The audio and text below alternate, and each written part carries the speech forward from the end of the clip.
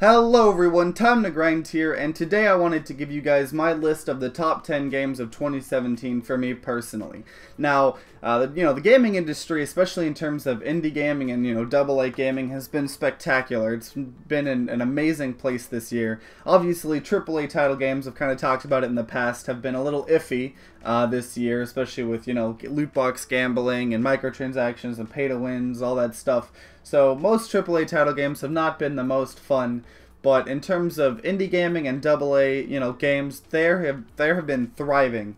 And obviously this list is just the games that I've played, so I have not been able to play every single game that's come out. Also, just to say, I only recently got a Switch, so I only have one game on this list from the Switch, when obviously there should be many. If you look at a lot of other people's top 10 lists, there's going to be a ton of Switch games, especially, near the #1 slot.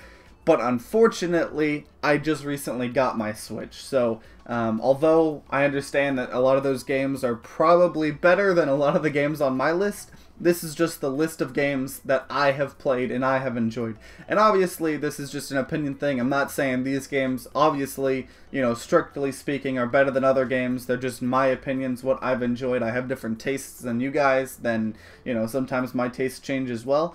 So obviously, just because, say you like a game that's not on my list, or you don't like a game that's on my list, does not mean either of us are wrong. Just means we have opinions, and that's pretty cool about being a human.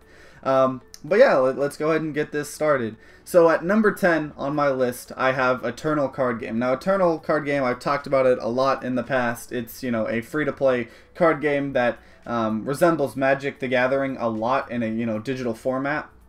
And it just has a lot of uniqueness to it. It brings a lot of unique things to the table, a lot of unique mechanics. As an example, if you boost, if you buff a creature, so if you give it +2/+2 and it dies or it gets sent back to your hand and then you play it again, it actually retains those stat changes. And, obviously all these new mechanics and stuff like that, the game is built around them, so it's not like, it's kind of hard to think about it if you're like, oh, just Magic the Gathering, but that. And you're like, well, that wouldn't be that great. Obviously the cards and the game is built around it. And the game actually looks really good. The game is one of the most generous free-to-play card games I have played in my life. The developers are really cool. They constantly are, talking to their community, especially on their Discord server, and stuff like that. And they just recently came out with a new set and everything. And the reason this is number 10 on my list, and also I'm a little iffy to even put it on my list, is because it's still technically in early access on Steam, but it's like fully launched on mobile and stuff like that. So it's kind of in a weird place where it's partly in early access and beta, but partly not. Like, the third set just came out, like the third big set just came out. And in my opinion, I would definitely not call it early access because of the fact that, the game runs perfectly, it works perfectly, there's a ton of content in it, a bunch of solo adventures as well and stuff like that. But partly, I guess, it's technically still in early access, so I don't know. Because normally I don't really enjoy putting early access games on my top lists or whatever, but that's also kind of why it's partly 10. But it's launched in some things, it's also early access in others. Either way, it's a really, really, really fun game. It's easy to get into it. A lot of the decks are really cheap also. It doesn't take long or much money to get the expensive decks and stuff like that, because the game is super generous and it's just very satisfying to play, and it looks great. And simple as that, it's kind of Magic the Gathering but in online format. And with Magic Arena we might see some competition with it, but as of right now, Eternal Card Game, if you want to play Magic online, that's honestly the best bet you have. And number 9 on my list is Stick Fight the Game. Now, Stick Fight the Game is just a really awesome little $5 indie game that came out this year that's just a multiplayer stick fighting game. It's like all the animations you saw on Newgrounds or YouTube when you were younger, and it's literally just that, but you're playing it, and the gameplay itself is satisfying. It has online with friends and everything. You can either just join a random game or you can play, with friends. It has a ton of awesome different themed levels. All of the weapons are unique, and there's like one of my favorite things is a snake rocket launcher, and it just shoots this massive snake that starts homing in on people, and it tries to kill them, and it's so hilarious. It's just, if you're playing with some friends, it's one of the most, it's just so funny. There's so many hilarious moments that happen, and also kind of awesomely. If you like really try hard in the game, you can do some really cool things, especially like with shotguns when they have like super kickbacks, so you're using them to propel yourself, and then you propel yourself right behind an enemy, and then you know, shoot them in the head with a shotgun. It makes you feel awesome, and it honestly feels like you're watching one of those old animated you know, stick fighting animations, but you're getting to control and play it, and it's just really great. There's not a whole lot to say about it. It's just a, you know, awesome $5 little game that has so much value in its $5.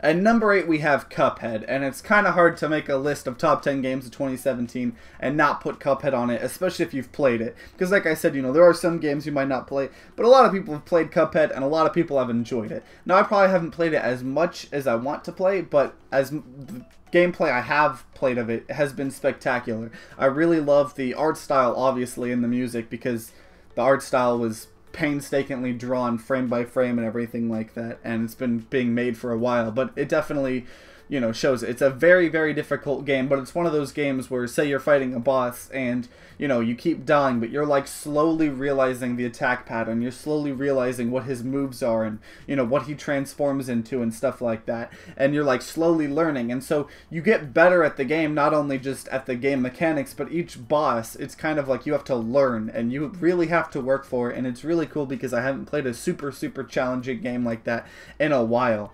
And honestly, if Cuphead didn't have a great art style like it does, and the great music, it would definitely be a lot harder to play a challenging game like that, because if you keep having to redo, you know, a boss over and over, it's great that the game looks good, the boss looks interesting, and the music's great, because if the art style was terrible and there was no music, playing the same boss over and over might get a little annoying.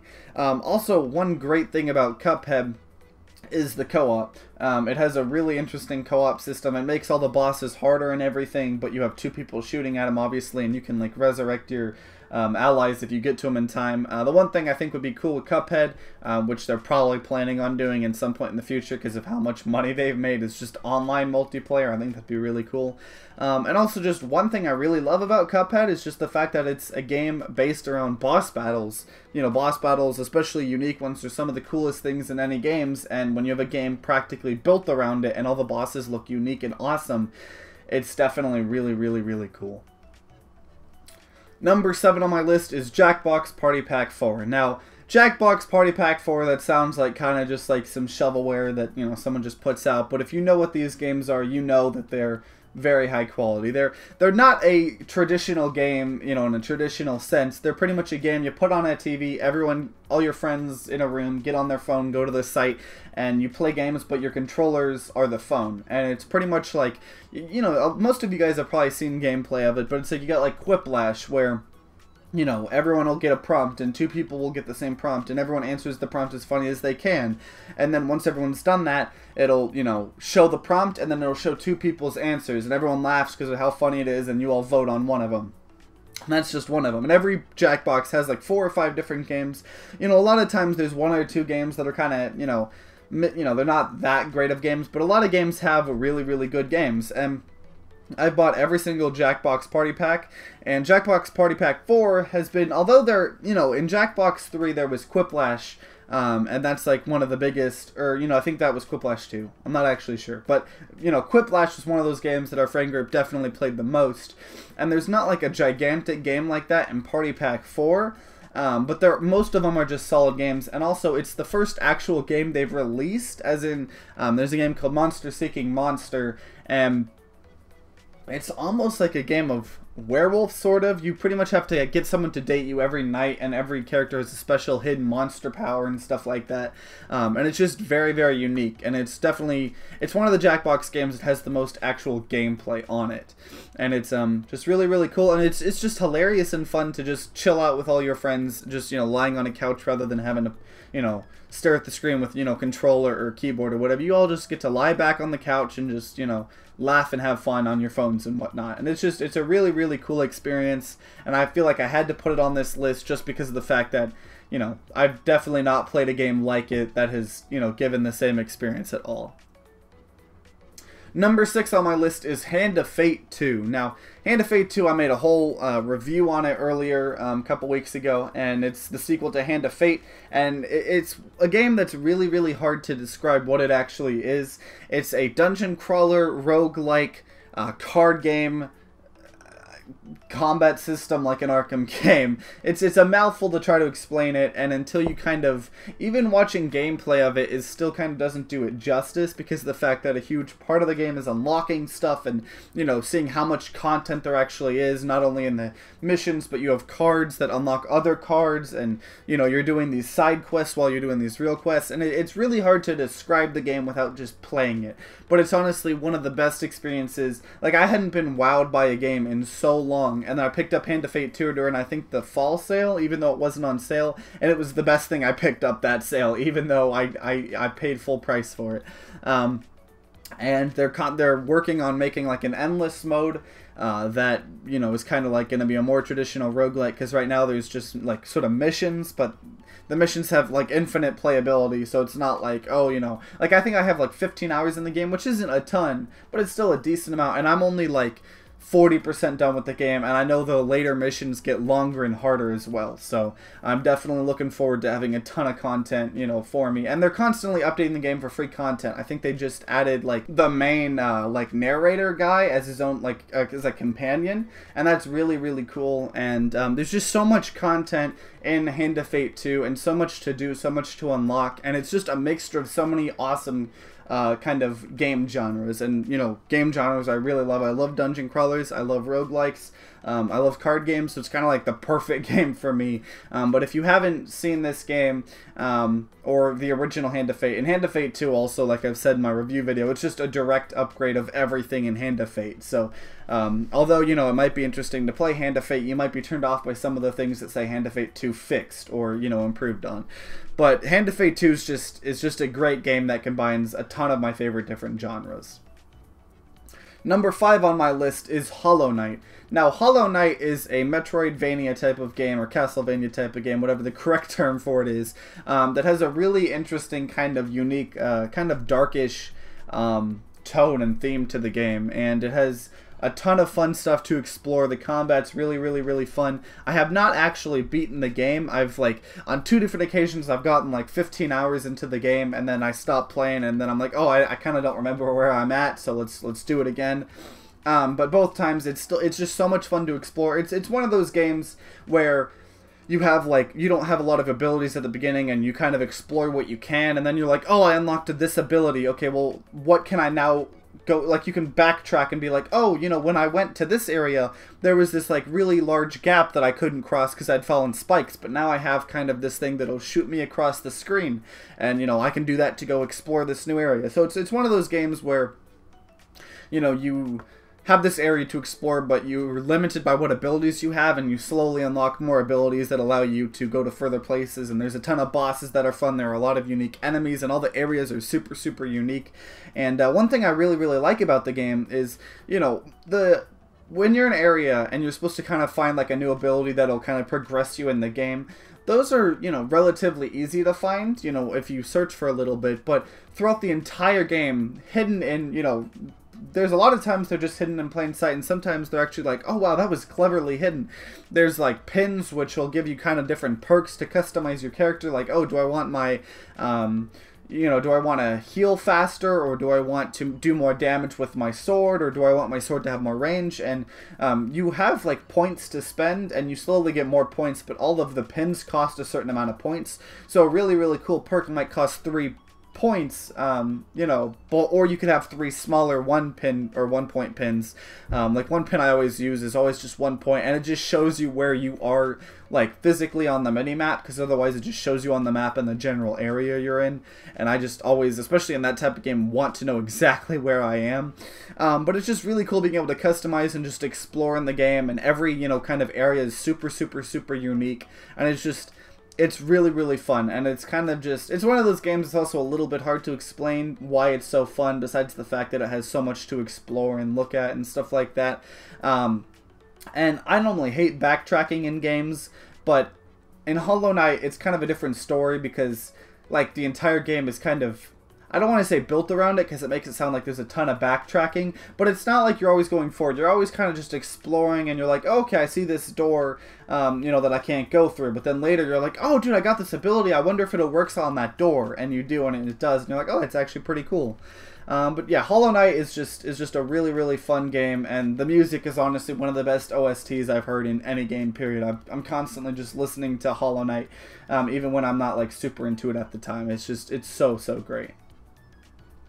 At number 4 on my list is DokiDoki Literature. Now, if you don't know what game this is, I do not play like visual novels. I don't play like those anime dating simulators.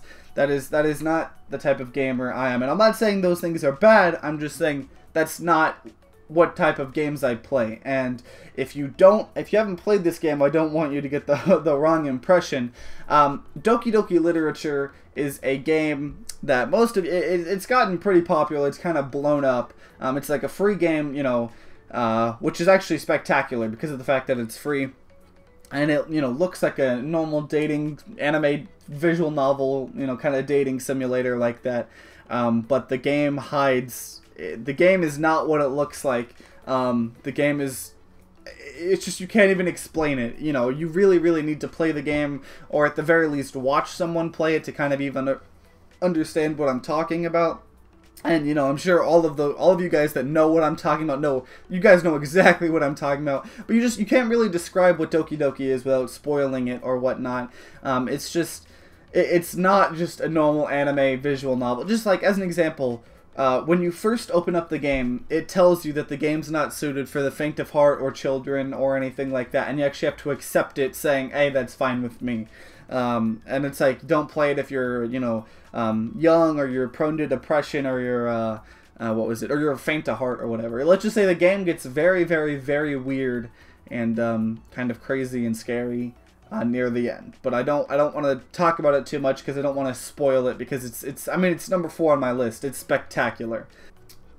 Number 3 on my list is PUBG, or PlayerUnknown's Battleground. Now, I have given this game a lot of criticism in the past. I think even like my last video or 2 was about it. But PUBG has like finally launched in full game mode, I guess. So it's not in early access, and it was in early access an entire like year. But the game has a lot of problems. Let's just get that out of the way. I've already talked about this. PUBG is not perfect, and it's nowhere near from perfect. But the developers are constantly updating the game. They're constantly fixing it. Well, one of the biggest issues in my last video was rubber banding. And within a week, even though it was the holidays, they fixed the rubber banding, which is spectacular. There's still a lot of other issues, but that was one of the bigger issues. And the reason PUBG is so high on my list, number 3, is because of the fact that there have been, you know, what are they called? Battle Royale games like before, you know, with the culling and whatnot. But this is like the first really popular Battle Royale. I mean, it just hit like 3 million concurrent players recently, which is higher than any other game. And obviously that's because Asia, their player counts combined, whereas like say CSGO or Dota, they're separate clients for, you know, China and stuff like that. But they still wouldn't hit even as close as what PUBG is. And PUBG has kind of just been this phenomenon. And to me, it kind of feels like when MOBAs were first happening. You had your kind of like mods and stuff, which is what they were. But then League of Legends was the first big MOBA. And I feel like that's what PUBG is. So we're definitely going to see other MOBAs come out in the future. And I'm really excited to see, you know, especially like what AAA title companies maybe, or AA title companies can do in the future, adding more polish to a Battle Royale game. And let's see, you know, what unique things can happen to it. But PUBG is probably the best Battle Royale experience you can have right now, as buggy and glitchy as it is. It's definitely, if you want to play a Battle Royale game and you ask me what I would recommend, most likely I would recommend PUBG. And I have had a lot of fun with it. I'm planning on doing it a lot more now that they are fixing a lot of the major issues. Number 2 on my list, so not the best, but the second to best, is Super Mario Odyssey. Now, I'm not going to be showing gameplay of Super Mario Odyssey. I'm going to replace it with yooka-laylee footage because it's almost similar, but just because of Nintendo, and, you know, Nintendo doesn't like YouTube, and they don't like people giving them free advertisement. So, No Super Mario Odyssey gameplay. You'll be seeing yooka-laylee, but I'm not talking about yooka-laylee. Yooka-laylee came out this year. I was not very impressed. It was okay. But Super Mario Odyssey is it's the first game I got during the, when I got my Switch recently. Like, I got my Switch this month, as I was talking about. And I have gotten a couple other games, have not had a lot of time to play them, which is why they're not on the list, but I have had a lot of time to play Mario Odyssey, and it is spectacular. You know, 64, a lot of people have been talking about, like, 64, it was more about, it was like more about the challenge to get the star. So you would go in the world and be like, do this challenge to get the star.